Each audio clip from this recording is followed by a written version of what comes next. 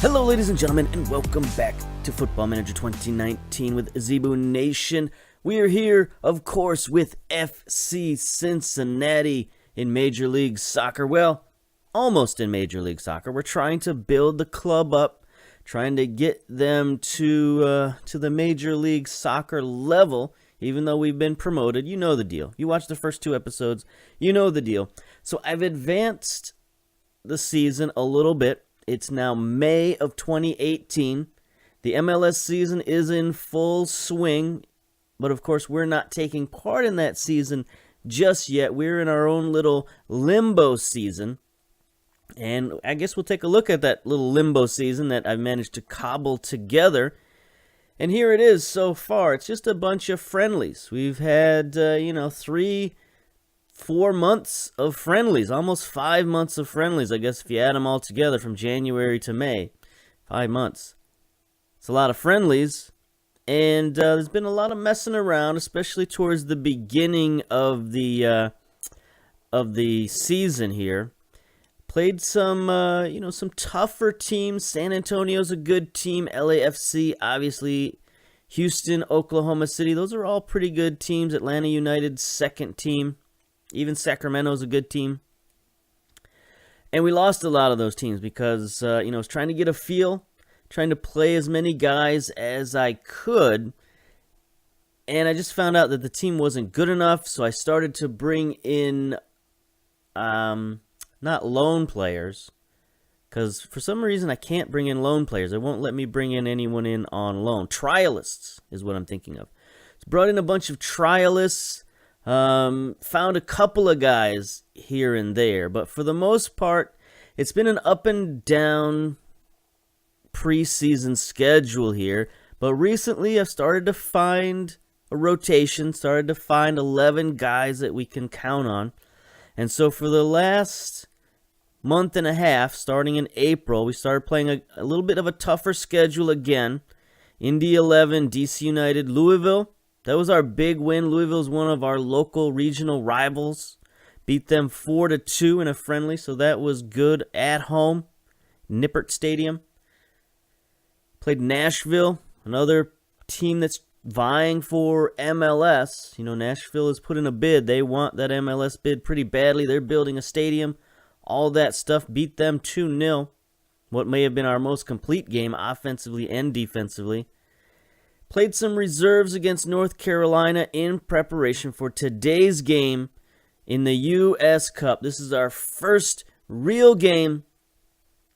I'm actually kind of nervous, kind of excited for this game, because really, if we lose this game, that's it. Our season is over. We are in a one-game playoff for our life for the rest of this season, for however long we're in the U.S. Cup. That's all we got, is one game at a time. So we'll get to that in a minute. But for now, I just wanted to show you where we've come from and how we got to this point. I'm feeling okay about the team. I think we can win a couple of games in the U.S. Cup, but I don't know how far we can go. I don't know if we can win it or not, but I think we can make a little bit of noise. So let's talk about the team, talk about what I've done in the last couple of months, because as you know, there was a lot of work to be done with this team. So let's sort of run down the checklist and show you some things real quick. First of all, the academy. We have raided the academy. As you can see, there aren't many prospects left. And even Jose Manuel Valencia here, 17-year-old attacking midfielder, I'm going to sign him up because he's not improving at all in the academy. So I'm going to try to sign him up and do something with him, either start him in training regime or loan him out somewhere else. But he's 17 years old now, so we can start maximizing his training a little bit. Finances is where things get a little weird. We still have $4.9 million in the bank, which is very good. As you can see, there's been a lot of changes going on here with the budget. The scouting budget's up to $302,000. The transfer budget is down to $165,000. We started with $500,000. You might wonder where that budget went. Well, that budget went to the scouting budget because we're scouting so much that we ran out of money. So I had to transfer some more money into the scouting budget. So we're not going to be buying many players anyway. So that transfer budget is probably just going to sit there and gather dust. So I figured I might as well use it as part of the scouting budget. So that's what I've done. I don't know if you have that problem. Let me know if you have the same problem of just scouting budgets getting out of control, because I'm spending like hundreds of thousands of dollars scouting, and I don't know if that's really how it's supposed to be, but maybe it is. I don't know. You tell me what's going on there. Payroll is a little bit, it's not out of control. I wouldn't say it's a problem just yet, but it is an issue. It is something we need to keep an eye on. You can see here we're spending 4.9 of a $4.6 million payroll, so we're over budget. I've been trying to get the payroll down, but it's hard to get rid of players, and I've had to bring in a few players. So, hopefully the board doesn't care about that. We'll take a look in a minute here. But for the most part, the budget is still healthy, still in the black here at 4.9 million. So there's not a lot to worry about. We just have to be considerate of the budget. So we'll go to the board. Still stable. Summarize: the board is satisfied with your coaching of the team. The team achieved promotion, and that's been a particular highlight. I mean, thanks, I guess. I didn't do anything. I had nothing to do with it, but I'll take the credit. Trade with Real Salt Lake is regarded by the fans as a poor piece of business. We'll take a look at that in a minute, but it hasn't really affected us too much, sitting here at 54%. Board confidence, it's mostly 50%. They're overall pleased with our transfers, so that's good. Club finance, due to salary restrictions, the board have no comment to make. So, so they're not going to care about our salary or our club finances. So that's good to know. That was our one sort of weak spot, and they don't really care about it, so that's good. Locker room atmosphere is satisfied. Leadership support is very pleased, 77%. So we're getting along well. Everybody's supporting us. That's good. So our only major criticism is that trade with RSL. And that's an interesting thing to note, is that you're kind of right now an honorary member of MLS. Like, we can't play any games, we can't do any of the drafts, but we can still make trades with teams in MLS as if we were in MLS. So keep note of that. If you need to, move some players around or whatever, you can still take advantage of trades such as they are in MLS. Another interesting to note thing here is the owner status. Carl Linder is looking to leave the club as soon as possible. That's odd. I don't know if it doesn't make sense for you to spend all that money to get a team into MLS and then leave immediately, unless he thinks he can sell it for more than he put into it, which is doubtful at this point. So maybe this is a status that's going to change as soon as we make that turn over to being in MLS. I think his attitude might change, but we'll see. Scouting, the board has indicated they will allow to scout players within the continent, and additionally in England, Italy, Argentina, Brazil, and Colombia, where the club has close ties. That's interesting. I haven't read that before, and I've been wondering why we've been getting Brazilian and Colombian players in our scouting so much, and that must be why. It's because that's where we're allowed to scout. Interesting. The scouting budget will be used to pay for senior, youth packages, and any individual scouting tips. Should we even look at that? No, let's not look at that. Staff, we've got some new staff, made some hirings. As you can see, we filled out the coaching slot, filled out the recruitment team, haven't really done much with the medical team. We can take a look at the coaching team. We still have a lot of the same guys. We added Tony Miola, as hopefully you saw in the last episode. We added Luciano Civilli, 31-year-old Argentinian. Give us a little bit of defending coach. He's got good mental attributes, good discipline, determination. Not the greatest motivator in the world. He's good at working with youth. Just kind of one of the better coaches available that we could find. So there you go. This is our coaching update. We added some new recruiting guys, a lot of scouts. None of them are particularly good. Dean Thorne, 9s in judging ability. Al Clute, 10 and 11. He's like amazing for the kind of guys we can find. 36-year-old American. Kevin Allen, again, a 10 and 12 ability. He does have 14 adaptability. I guess that's okay. Josh Rochendahl, 9s and 10s. So nobody here. We got a new data analyst. We finally have some some data facilities, and he's halfway decent. 12s at judging team data and presenting data. 12 at judging player ability. So, I mean, again, just sort of halfway decent is the best we can do for these kind of guys. Let's see. Finance, we looked at that. We got some board requests. Look at this. Improved data analyst facilities. We have some facilities now. Started in February, finished in February. It only took them 10 days to like buy some computers, I guess. And now we were able to analyze some data. And we picked up an affiliate club. The Atlanta Silverbacks are our new affiliate club. They're just a small team in the South region, but we picked them up because training facilities, they got good training facilities, so we can send youth players there. I've tried to send a few of our academy players there, but they haven't wanted to go. So maybe they're actually too small to play there, but for our players to want to go there, but I don't know. We'll see. Maybe eventually we'll get some use out of those guys. We're paying them like $20,000 a year, so it's not like a huge investment or anything like that. Let's see. Club-wise, I don't think we need to worry too much about that. 2.5-star national reputation, so we'll get up there eventually. Transfers, that's what we really want to see. We got a couple of outgoing transfers. Sam DeWitt, 23-year-old midfielder, we're sending him off to Sparta for $60,000, just trying to get him off the books. And, of course, Adi is coming in on that transfer move at the end of the year, or the beginning of next year, I should say, and we're picking up another player from our academy here, Jose Manuel Valencia. Take a look at our transfer history. So we've sent out 2 players, Danny Koenig to Vallejo, to what is this? Danish Super League.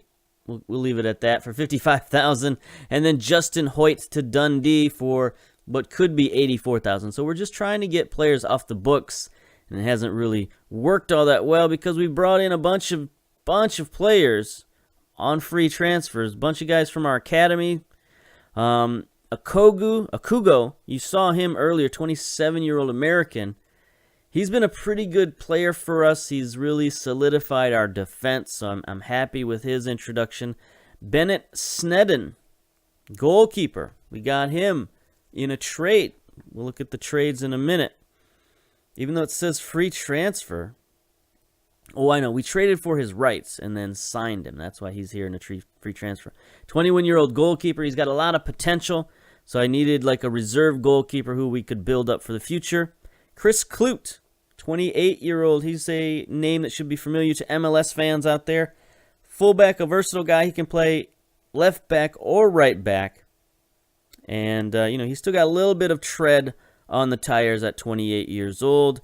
Dennis Flores, 24-year-old American attacking midfielder. Guy with a little bit of speed and agility.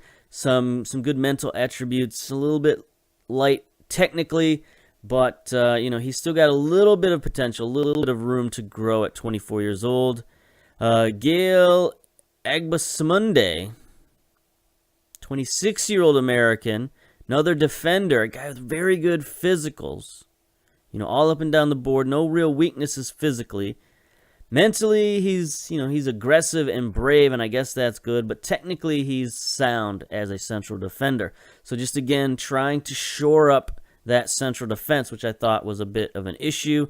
Then Ben Newman, right defender, a guy we sort of needed again to shore up the defense. Pretty decent physicals, halfway decent mentals, halfway decent technicals, just sort of a solid reserve type dude. Then take a look at trades. We have made a couple of trades. We traded away Evan Newton to Columbus for a 3rd-round draft pick. Evan Newton was one of our goalkeepers, young goalkeepers, got rid of him. We traded away 2 4th-round picks to the LA Galaxy for the rights to Bennett Snedden and $50,000 in allocation money. And then the trade that our fans weren't happy with is one I debated about. was we sent Al Badawi to Real Salt Lake for a first-round draft pick in the 2021 draft pick. So 3 years from now. Yeah, 3 years from now. So I could see why the fans were a little upset about that. I was on the fence about should we or shouldn't we, but Al Badawi was a good player, but he wasn't that good. And I felt like anything we can get for anybody on our roster right now, I'll be happy with. So just getting rid of guys is what I'm focused on. And even though Al Badawi could be a useful player for us this year, he probably wouldn't be that useful in the future. So that's what we're doing. All right, so that's where we're at right now as a club. We're growing, we're improving, and now it's time to put it all to the test. We're going to be playing in the U.S. Cup, and we're going to be going with our tactics. We've changed our tactics a little bit, sort of backed off the gegenpressing a little, not getting stuck in, because that's causing too many yellow cards and things like that. I've noticed a lot of YouTubers right now are getting a ton of penalties, a ton of yellow cards, a ton of red cards, because they're just picking the basic, like what I did, pick gegenpressing and go and see what happens. And this is what's happening, is that by default, stuck in is on. So you're going to be getting a lot of these kind of penalties if you leave it at that. So I've turned it off, and things have improved defensively. So second round of the U.S. Cup, some bigger teams are starting to get involved, but still not really any MLS clubs are involved in the situation right now. Some of their junior teams are involved, Red Bulls 2 and the like, Portland 2. But for the most part, we're looking at second and third division teams right now in the competition. Some of the bigger names of those, New York Cosmos are a pretty big team, of course. FC Cincinnati, Miami City, Louisville, North Carolina. Oh, that's a tough matchup. Louisville versus North Carolina in round 2. That's tough for those two teams. One of those teams are going to be very disappointed with finishing in the second round. But anyway, let's get on with the match preview. Mississippi BRILLA versus Cincinnati. Now, this is not a real team. Mississippi BRILLA is a made-up fantasy team, but they are playing at a real stadium, Harper Davis Stadium in Jackson, Mississippi. Named for Harper Davis, who was a football player at Mississippi State University. I looked him up.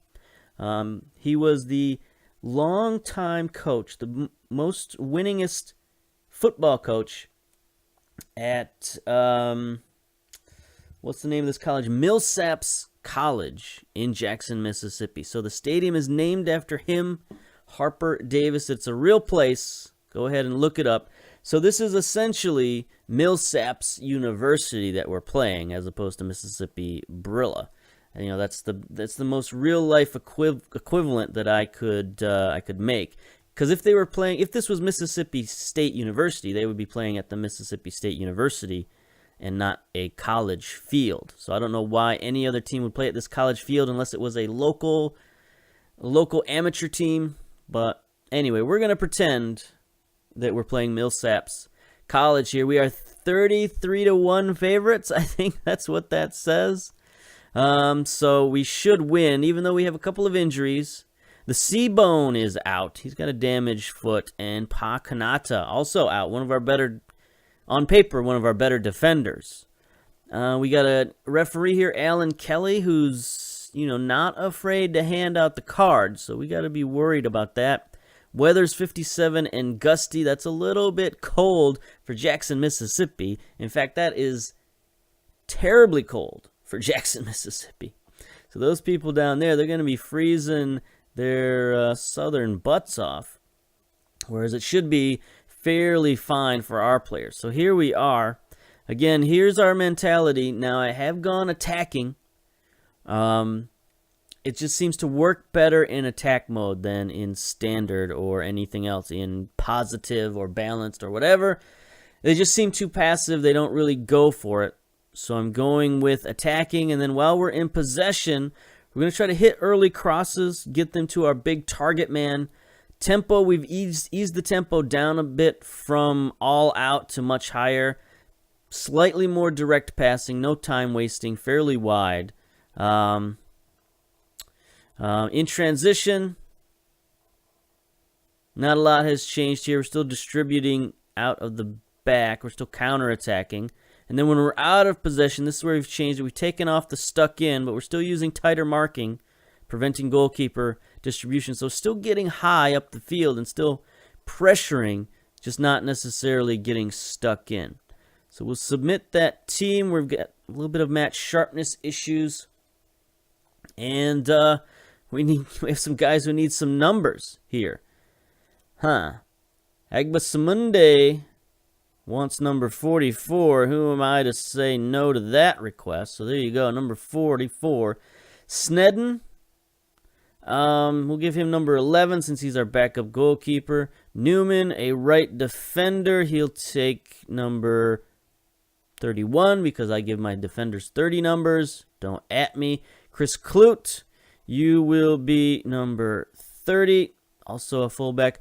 Okogu, midfielder, give him number 5. No, that's a central defender number. Don't really have a good number for him, so we'll give him 42. And Flores, attacking midfielder, we'll give him, not 14. I think I like 15 a little better. There we go. 15. I don't know why our goalkeeper isn't number 1, but you know what? That's his problem, not my problem. You know, we're going to save number 1 for when we get a real goalkeeper because, you know, this is just not how it's going. Okay, so Mississippi, they're going with the smiley face formation here, or the happy face formation. 3 defenders, 2 wingbacks, so it's a bit of a defensive formation. They do have the 2 strikers up top, but other than that, it looks like they're going to play back. We're going, of course, with the 4-2-3-1. Richie back in goal. Klute making his debut. Same with Lahoud. Why is Lahoud at right back? That doesn't seem correct. I'm going to have to fix that. Simunde at central defense along with Okogu, Alash, and Ryan in the midfield. Ledesma, our best player, on the left wing. Flores, a new signee, at attacking midfield. McLaughlin on the right, and Adi up top. So it's not a great team, but we should be able to beat Mississippi. Pep talk. We're the favorites. Go out and give the fans a performance to cheer for. Okay, whatever. Set opposition instructions. Let's go. It's been such a long road to get to this point. So many preseason games. So much worrying about this, that, and the other. Who are we going to sign? Who are we going to cut? Who are we going to trade? Now it all comes down to this. We need to cover Barron, I think, a little bit. Here we go. All right, boys. Let's get to the kickoff. Nice small stadium here. Only about 2,000 seats, 1,500, somewhere around there. We are in the whites, the away whites. Mississippi in the navy blues or royal blues. Kind of goes with the purple. Here's Mississippi on the counterattack. Just 49 seconds in. Agasamundo with the steal. Alash is going to settle it down for Flores. Out wide to Lahoud. Still have to check on him. McLaughlin, Flores, back out to Lahoud. He should be able to cross it in. He does. Ledesma on the back post. Too much. Too much to handle for that poor right back. Wing back, I guess. Not even a right back. He's a wing back. Let's see. Yeah, they got their 3 central defenders in there. The wing back has dropped back in defense. And Ledesma just is a lot better than him. So he heads it in pretty easily. I want to check. I want to look at Lahoud. Lahoud is supposed to be a winger, is my thought. I guess he can play right back. Only 6 jumping reach, 12 tackling. It's okay. I know we have an injury at right back, but I don't recall. I mean, a stroke of genius, I suppose.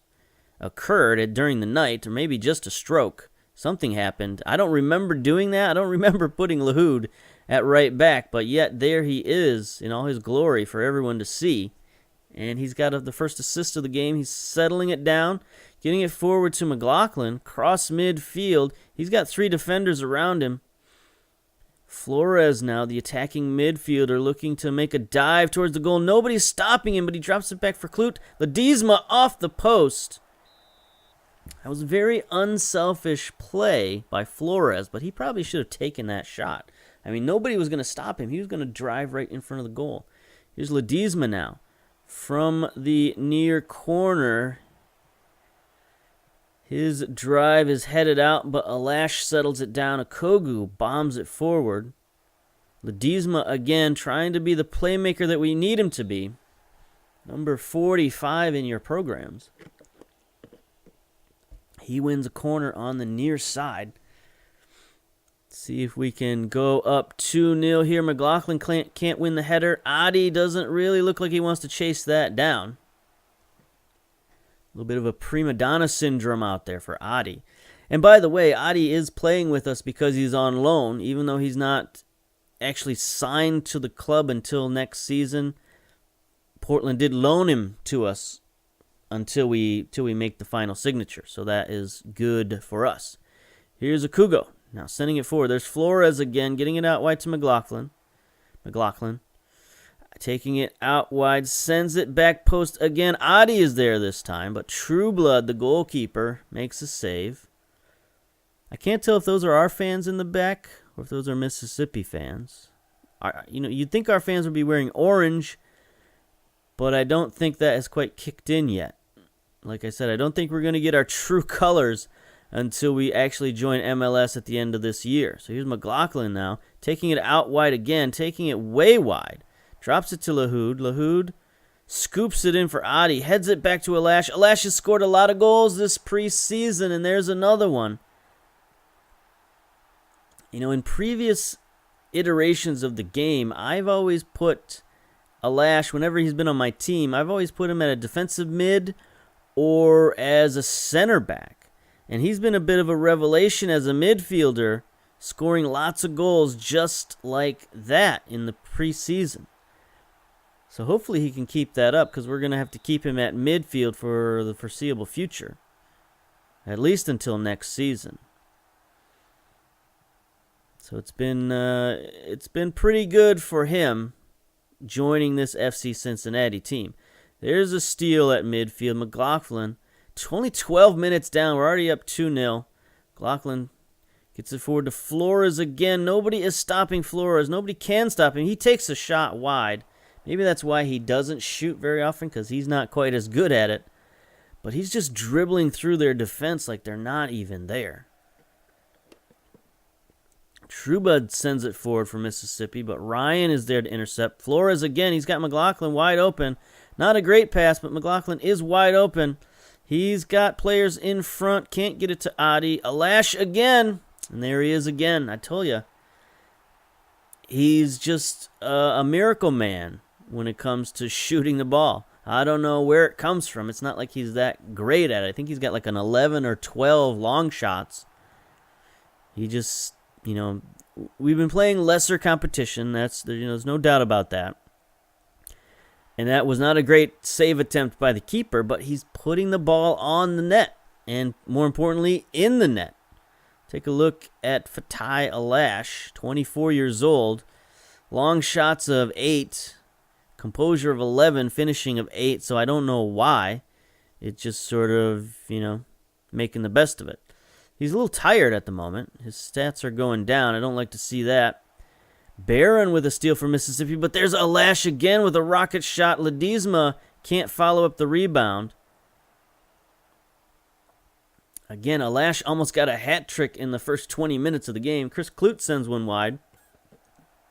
McLaughlin saves it. Mississippi's able to clear it for a minute. Ryan, though, reestablishes possession. Alash, Flores out wide to Chris Kloot. Chris Kloot sends it in.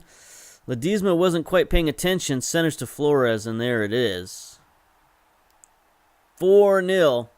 So, I was worried maybe a little bit for nothing here. Mississippi's not a great team. Now, I've heard of this team before, this Mississippi BRILLA before, but that's only because in my last save that I did in FM19, I drafted a guy from Mississippi who was very good. So I thought, because he was very good, I thought maybe the Mississippi team was better than they are. It turns out they are not. Here's Ryan. Is he going to take a poke at it? He does, and he scores from the semicircle. 5-0. This is, this is starting to be a bit embarrassing. I guess we could have played our reserves instead of playing all of our starters. But why? I mean, we don't have anything for them to save them for. This is why we're here. We're here for the U.S. Cup. Their right defender sitting on a 5.8. That is not good. And the rest of the team isn't far behind him. So that's terrible for Mississippi. We're at the 30-minute point. 5-0. We could be here all day, apparently. Flores working the ball downfield to a lash. We should probably take the team off of attack, now that I'm thinking about it. Yeah, we're trading it back and forth. Ryan has it, a lash. Flores out wide to McLaughlin. Chest it down, sends it in. Adi, can he get his first goal? No, he can't. Off the post. He is tripped up by Hill. Mississippi's going to start a counterattack here. Westwood tripped at midfield. Okay.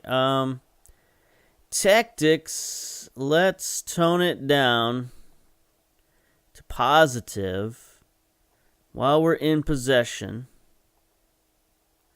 Let's go lower tempo, shorter passing, play out of defense, work the ball in the box. Is there anything else we can do? Do a little time wasting?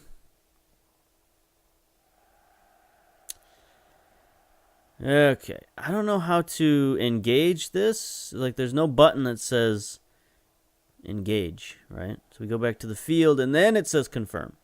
So they got to change that. They need a confirm button right there instead of a confirm button after you click out. That's just weird. All right, so we're going to slow it down now at 5-0. Ledesma sends one in. Oh, almost a goal by Agasamundo. Agasamunde? I gotta pronounce that name. Agbasamunde. Okay. Chris Clute now playing with it. Gets it to a lash. Ryan, we're wasting time now. I guess this is good. Flores playing the triangle. He's moving forward. Out wide to McLaughlin again. He drops it back to Lahoud. Crossfield to Clute. Clute shoots one just over the top of the bar. Chris Clute getting a little cheeky there, trying to get in on the goal scoring. Here's a possible highlight for Mississippi. Vince has it on the near side for Mississippi. It's stolen, though, by a lash. Ledesma getting forward. Nobody in front of him. They're trying to make a defensive effort here. Ledesma, he drops it back to Clute. Clute centers it to Ryan. Flores takes a long shot off the post, or was that a save by Trueblood? Looks like a save by Trueblood. It was an interesting diving stop. Ledesma near corner, sends it in. It's headed out by Wilson, gets it to Clute, though. Clute recovers. What he's doing there, I don't know. He's on the wrong side of the field. Adi drops back to get it. Back out wide to Ledesma. The pressure is relentless here. Mississippi, they don't know what to do. Fatai fires it wide. Mercifully fires it wide. Oh, half their team is on 6.1 rating. That's just no good. Most of our team is above 7s. The only person who's not above 7 is the goalkeeper, Richie. And honestly, this team is one goalkeeper away from being a decent MLS team. I think if we had a 4-star keeper, we'd be able to hang with a lot of MLS teams. But right now, I don't know. I mean, this game isn't really indicative of it, but we're not that good of a team. Let's see. I would like to make a few substitutions here. I think we can take out Adi. Bring in Amobi as the reserve. Is there anybody else we can't live without? Ledesma. If Ledesma gets injured, then we're kind of not good. So we will bring in Welshman at the left wing. There we go. Let's start the second half. So we'll bring out our two most valuable players. Save one substitution in case there's an injury or something. And see what we can do from here in the second half. Hopefully we don't hit double digits. That would be a bit too much of an insult. McLaughlin gets tackled to start the half. So I don't know how many games we're going to get to see this season. Hopefully not. Hopefully we do see a few, because I'd like to advance at least to the 5th round and at least play some MLS teams. Here's Clute dropping it back, and there's a goal from Flores. His second, I believe. We're already on, key highlights, so there's not much we can do here. So yeah, we'd like to make it to, the second round, which this tournament starts rounds backwards. I think it starts in the 5th round, right? Or does it go the other way? Now I've confused myself. Anyway, we'd like to make it to at least one of the upper stages of the tournament. There's Clute with a header on the back post for another goal, 7-0. And I'd like to, see what this team is like against a real MLS team in a real competition. We played a few in the preseason. It's been okay. A couple teams we should have beaten, but we didn't for whatever reason here or there. Mostly goalkeeping, I think. At least, a combination of my style of play with a goalkeeper who can't handle that style of play, I think, is really what it comes down to. Richie is an okay keeper. Here's Ryan with a free kick. Is he going to score on the free kick? Nope. Free kicks have been improved, I will say that. But yeah, back to Richie. He's an okay keeper. 14 reflexes is okay. Here's Ryan with another free kick. A lash back post. Welshman knocks it over. He's okay. But as far as MLS keepers go, he's much more of a reserve player. Really, he's 25 years old, so he could still get a little better. He's got 3.5-star potential. So he's not bad. It's just that the way I play with the pressure we put on the other team and the amount of pressing and high lines that I use, I need excellent goalkeepers. I need keepers who can stand on their own and make plays on their own without a lot of defensive help. And right now we don't have that. So either I would have to play a little differently, or I have to get a new keeper. A lash takes another shot. And I don't want to do that now because there's going to be plenty of free keepers available once MLS starts up. There's always, there's a lash. There's his third goal.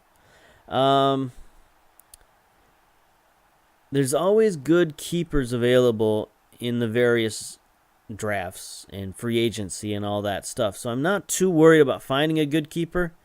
It's just a matter of having to wait for that keeper.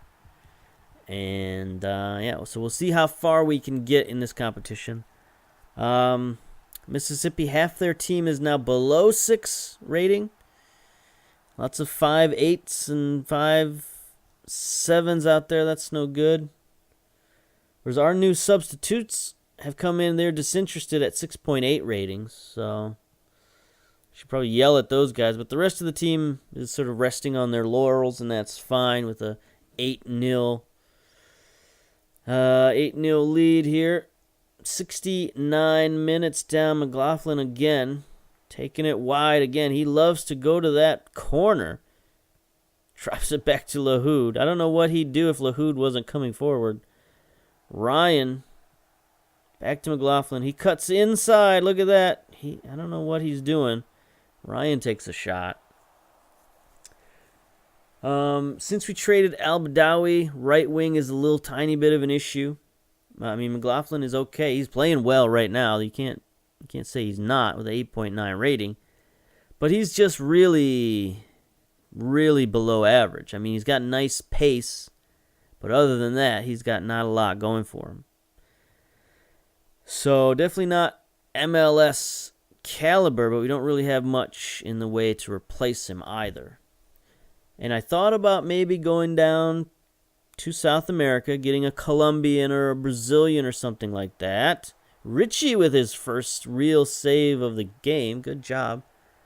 But again, what's the point when you're playing against teams like this where we don't necessarily need him? We're only going to need a great winger in the later rounds of the competition. And I don't know that winning this competition is really in the cards anyway, so I don't want to go out and spend the money. And, of course, we're over budget as it is. It's a nice little tap back to Richie. A little bit risky, but a nice tap back. We're a little bit over budget right now. So we can really only sign players for like $50,000 a year. $50,000 to $60,000. So it's not like we could go out and get a huge player anyway. We just have to get another kind of mediocre dude or somebody who would take a small contract like that. 90 minutes, 2 minutes left. McLaughlin sends it in. Welshman with a goal. 9-0. See if we can resist the 10-goal mark. Just a simple corner play. Welshman all by himself amongst 4 defenders. Couldn't stop him. Okay, we've seen it enough already. Let's go. Oof. Here's McLaughlin with another corner. Near side this time.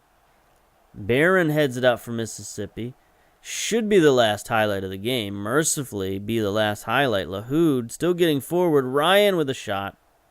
Let's blow the whistle, ref. There we go.